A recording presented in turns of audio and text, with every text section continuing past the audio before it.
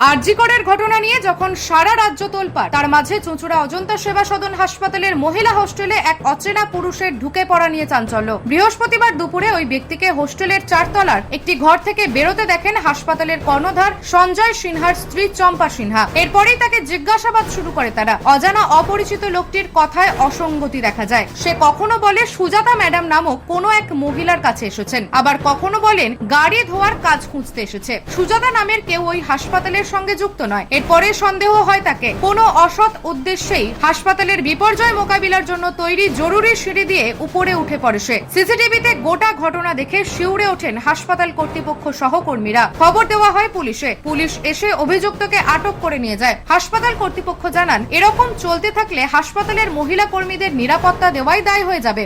দেখুন, এটা খুব আজকে দুঃখজনক ও বলবো না লজ্জাজনক ঘটনা। পেছনে যে ফায়ারের যে সিঁড়ি, সেই সিঁড়ি দিয়ে একজন ব্যক্তি, এটা অজ্ঞাত পরিচয় জানি না, সে একদম 4 তলায় উঠে লেডিস হোস্টেলের ঘরে ঢুকে গিয়ে তারপরে ধরা সে পড়লো। তারপরে তাকে আমরা পুলিশের হাতে হ্যান্ডওভার করলাম। সে ঘরে ঢুকে দীর্ঘক্ষণ ধরে মেয়েদের ঘরে ঢুকেছিল। কেন, কী উদ্দেশ্য আমরা বুঝতে পারলাম না। প্রশাসনের হাতে আমরা হ্যান্ডওভার করেছি। প্রশাসন এখন সেটা তদন্ত করে দেখবে তার উদ্দেশ্য কী। দেখুন, আমি সিসিটিভি ফুটেজে যেটুকু দেখলাম, তো প্রথমে ও এখানে দাঁড়িয়েছিল, ঠিক ফাঁকা পেয়েছে, তাহলে গেটটা যেই 5 মিনিট বা 2 মিনিটের জন্য খোলা পেয়েছে, সেই অবস্থায় ঢুকে গেছে। এর একটা অসৎ উদ্দেশ্য ডেফিনেট ছিল। দেখুন, আমাদের চিন্তাভাবনা আমি এখন তো ওইভাবে বলতে পারি, এটা প্রশাসন ইনকোয়ারি করবে। ওর কি কোনো চুরি করার উদ্দেশ্য ছিল, না কোনো নোংরামো কিছু করার উদ্দেশ্য ছিল, এখন কী উদ্দেশ্য ছিল সেটা বোঝাটা খুব মুশকিল। যদি এইভাবে ঘটতে থাকে তো এবার তো খুব চলাফেরা মুশকিল হয়ে যাচ্ছে এরকম সিচুয়েশানে। ডেফিনেট সেটাকে নিয়ে অবশ্যই চিন্তিত আমরা আছি। গেটে তালা থাকে, ফ্রন্টে সিকিউরিটি ফ্রন্ট দিয়ে ঢোকেনি, ফ্রন্ট দিয়ে ঢোকেনি, ব্যাক সিঁড়ি দিয়ে ঢুকেছে। সবচেয়ে বড় জিনিস যেটা, ব্যাক সিঁড়ি দিয়ে ঢুকেছে, ফায়ারের সিঁড়ি দিয়ে ঢুকিয়ে টার্গেট করে ঢুকেছে।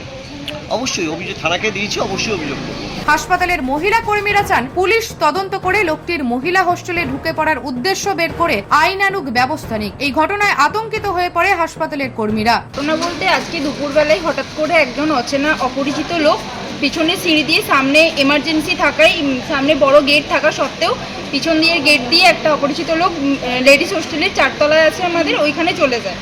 তো ওইখানে ইতস্ততভাবে ঘোরাফেরা করতে দেখায়।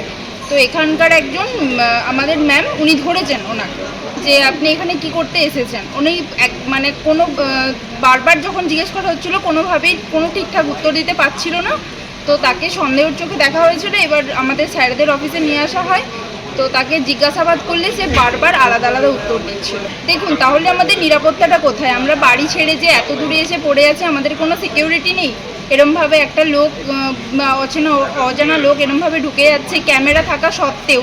সে যদি কোনো ভয় না পায়, যেখানে ক্যামেরা নেই সেখানে আমরা কিভাবে থাকবো? এরকম অজানা একজন মানুষ এরকম ঢুকে গেছে, তাহলে আমাদের সেফটি জোনটা কোথায়? এরকম চিনি না জানি না এরকম মেয়েদের ঘরে ঢুকছে, বেশিক্ষণ থেকে রয়েছে একটা ফাঁকা ঘরে এরকম ঢুকেছে, সেই ঘরে তো মেয়েরাও থাকে। তাহলে আমাদের নিরাপত্তাটা কোথায় সেটা আমি জানতে চাই। আমরা তার মানে বাইরে কাজ করতে পারবো না, কোথাও থাকবো না, আমাদের রাস্তাঘাটে সেফটি নেই, ঘরের মধ্যে সেফটি নেই, তাহলে আমাদের সেফটিটা কোথায় এটা আমরা জানতে চাই। সামনের গেট দিয়ে কেন ঢোকেনি? তার যদি এনকোয়ারি থাকে, কিছু থাকে, তাহলে সে সামনের গেট দিয়ে ঢুকবে, সে পেছনের গেট দিয়ে কেন ঢুকবে?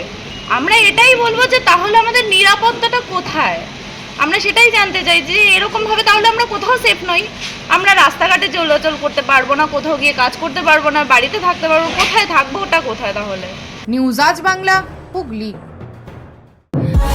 আজ কলকাতা নয়, হাবিবস এখন আরামবাগেই। হাবিবস হেয়ার অ্যান্ড বিউটি, এখানে ছেলে ও মেয়েদের hair cutting, facial, nail art এবং ট্যাটু সবকিছুই করা হয়। থাকছে বিশেষ আকর্ষণ, তাই বলি স্টাইলস দিলসে। আজই আসুন হাবিবসে। আমাদের ঠিকানা গৌরহাটি মোড়, আরামবাগ। যোগাযোগ 6291525900 অথবা 7439772785।